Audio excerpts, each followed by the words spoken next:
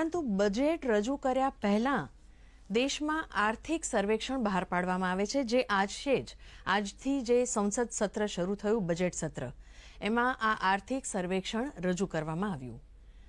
આ આર્થિક સર્વેક્ષણ શું છે અને એનું મહત્વ શું છે એ અંગે જાણીશું આજની આ મહત્વપૂર્ણ ચર્ચામાં.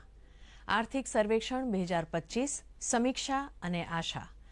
આ વિશે વધુ માહિતી આપવા માટે દૂરદર્શન સ્ટુડિયોમાં ઉપસ્થિત છે મેનેજમેન્ટ એડવાઇઝર કે મેનેજમેન્ટ ગુરુ તરીકે જે જાણીતા છે એ શ્રી નયનભાઈ પરીખ. સ્વાગત છે નયનભાઈ આપનું.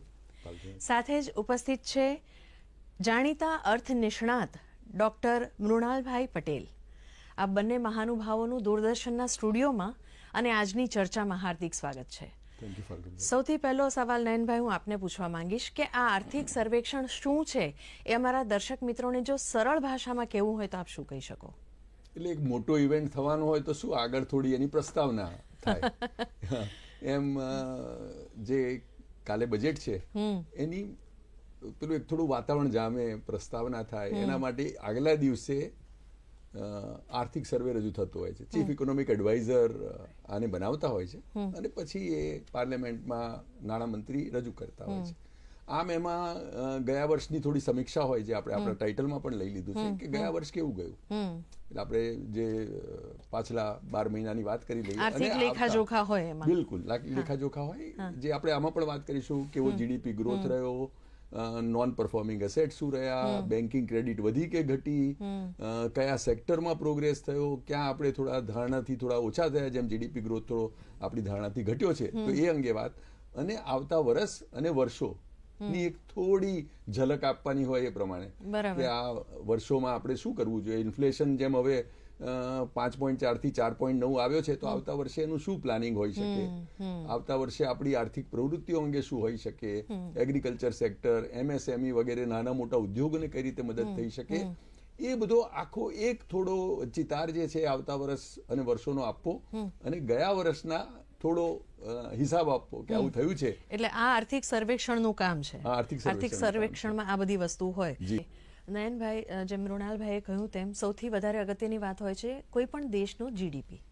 અને જીડીપી ના જે આંકડા અત્યારે બતાવે છે, અલ્ટિમેટલી આ બધી આંકડાની જ માયાજાળ છે, પણ એ 7%થી ઓછો રહેશે એવું કહેવામાં આવ્યું છે.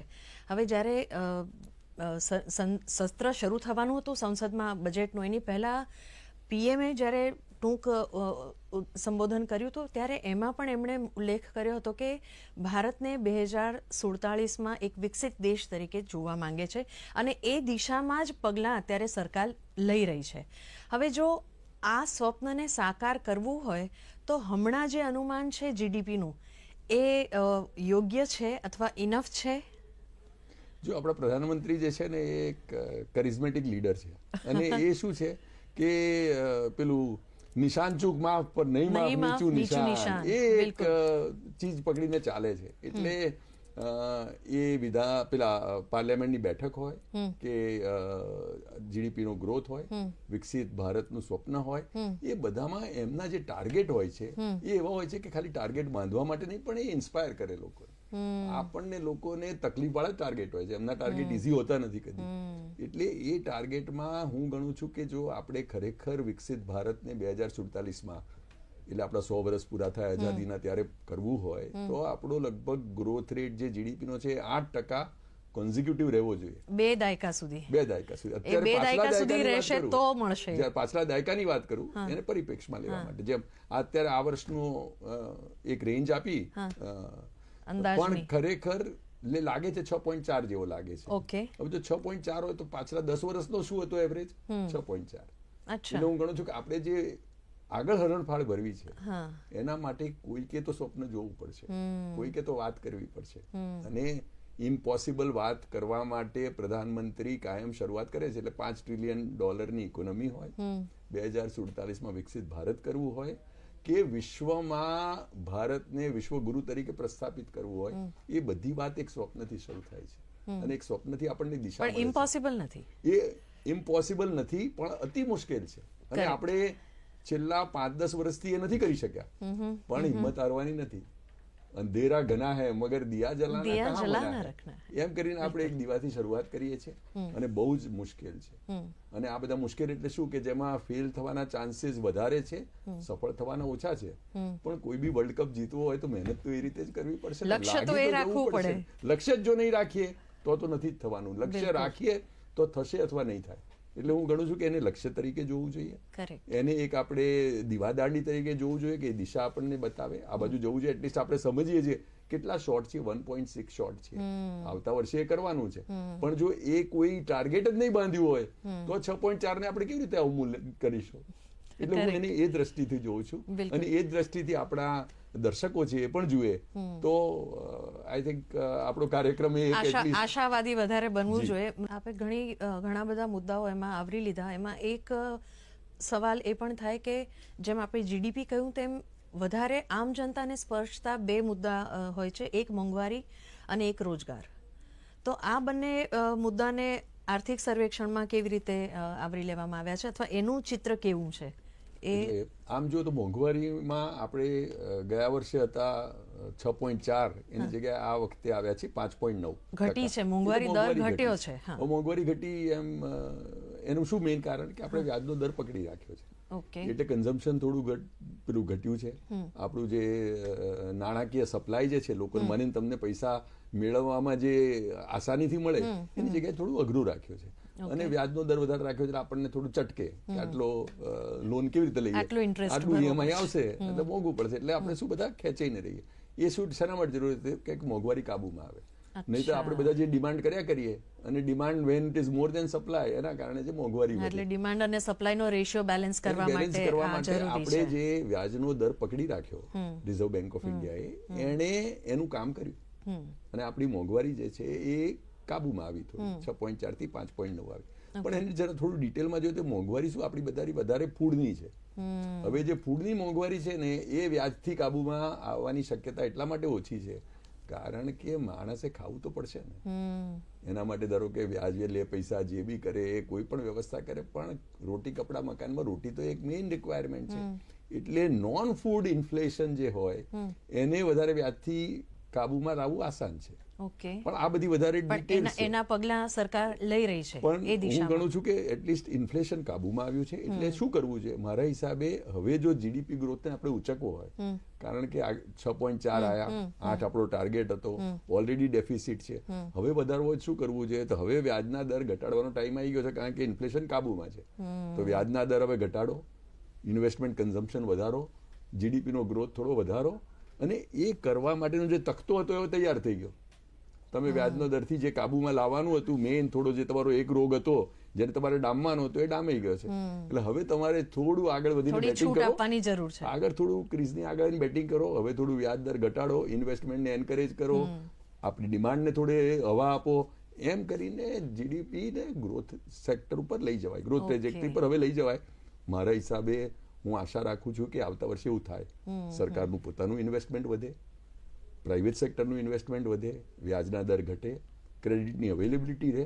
સારી વાત એ છે કે લાસ્ટ યરનું ઇકોનોમિક સર્વે એ પણ કહે છે કે જે એમએસએમઈની ક્રેડિટ છે એ કોર્પોરેટ સેક્ટર, મોટી કંપનીઓની ક્રેડિટ કરતાં વધારે ગ્રોથથી વધી છે. એટલે 13%થી નાના નાના જે ઉદ્યોગો, નાના નાના પાન બાકીના દુકાનવાળા, એમએસએમઈ, એ બધા જે સ્મોલ ઇન્ડસ્ટ્રીઝ છે, સ્મોલ સેક્ટરના બિઝનેસીસ છે, એમને જે લોન મળી છે 13%ના ગ્રોથથી વધી છે. જ્યારે મોટી કંપનીઝ છે, કોર્પોરેટ સેક્ટર છે, આપણી જે સ્ટોક એક્સચેન્જ લિસ્ટેડ કંપનીઝ છે, એ બધાની 6%થી વધી છે. એટલે હું ગણું છું કે એટલીસ્ટ નાના ઉદ્યોગો જે છે આપણા, એ લોકોને પૈસા મળ્યા છે, એમના હાથમાં પૈસા ગયા છે, એના કારણે જરા એને ગ્રોથ મળશે. પણ સામે સામે આપણે એ પણ સમજીએ છીએ કે બધી નાની નાની ઇન્ડસ્ટ્રી સપ્લાય કોને કરવાની છે? એમને જરૂર પડશે મોટાને પણ ગ્રોથ કરવાની. એટલે હવે મારા હિસાબે આવતીકાલે જે બજેટ આવે એમાં હું માનું છું કે ઇન્ફ્લેશન પર થોડો કાબુ કર્યા પછી જીડીપી ગ્રોથ પર આપણી દ્રષ્ટિ પડશે. અને હવે જીડીપી ગ્રોથ પર જેવી દ્રષ્ટિ પડશે ને એમાં જે આપણે મેજર લઈશું એ મારા ખ્યાલથી ફરી પાછું તમે જ્યારે આવતા વર્ષના ઇકોનોમિક સર્વેમાં મને બોલાવશો ત્યારે આપણે એને જોઈ લઈશું કે ખરેખર આ કેટલું આપણે અચીવ કર્યું છે. બિલકુલ બિલકુલ. જ્યારે આની વાત કરી ત્યારે સવાલ એ પણ થાય કે ચીન કેટલો મોટો પડકાર છે ભારતીય અર્થતંત્ર માટે? ચીન ઓલવેઝ પડકાર રહ્યો છે આપણા માટે. આપણા માટે શું અમેરિકા માટે રહ્યો છે, બધા દેશોમાં. કારણ કે ચીને શું છેલ્લા થોડા વર્ષોમાં પોતાની પ્રોડક્શનની વ્યવસ્થા એટલી રોબસ્ટ કરી નાખી, બીજું ટેકનોલોજી એટલી કરી નાખી, પેટન્ટ એટલી કરી. એટલે જે મૃણાલભાઈએ કહ્યું કે હમણાં ડીપસીક જે આણે કહ્યું, જેણે એનવીડિયાને પછાડ્યું, તો ડીપસીકમાં હમણાં મેં પેલું ઇન્સ્ટોલ કર્યું ગઈકાલે 2 દિવસ પહેલા, કારણ કે આવ્યું એટલે અત્યારે તો લેટેસ્ટ હતું એટલે તરત મેં ઇન્સ્ટોલ કર્યું.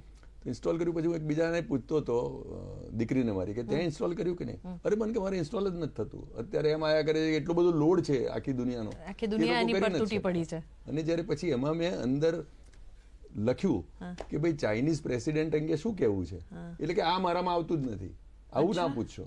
એટલે હવે જે એઆઈ ના ટૂલ્સ થશે એ પોતાની સોવરીન ગવર્મેન્ટ અંગે અમુક બાબતમાં નહીં બોલી શકે. એવી રીતે અમેરિકાનું જે એઆઈ થયું એ કરશે. એટલે આપણે નોંધવાની વાત એ છે કે એઆઈ માટે આપણે કોઈની પર નિર્ભર થવા કરતા પોતાનું ઇન્ડિયન એઆઈ બનાવવું પડશે, અને એ પડકાર પણ છે અને સામે તક પણ છે. એટલે આપણે જેમ હું ડીપ સીક જોઉં છું, એ સાથે મારું એમ કેવું છે કે આપણે ઇન્ડિયા સીક ક્યારે આવશે? જ્યારે હું ઇન્ડિયા સીક જોવા માંડ્યું અને એનું એઆઈ મળે, અને એમાં જે મૃણાલભાઈએ કહ્યું એમાં હું કેવી રીતે આપણે કોઈ આઈઆઈટીના હું એન્જિનિયરને આહ્વાન કરું છું કે ભાઈ તું એવું કર કંઈ કે એમાં એનર્જીનું કન્ઝમ્પશન જે અત્યારે 10 ગણું છે બીજા બધામાં, જેમ એ 1/10 થઈ જાય, એ કર ને, એ ચેલેન્જ છે.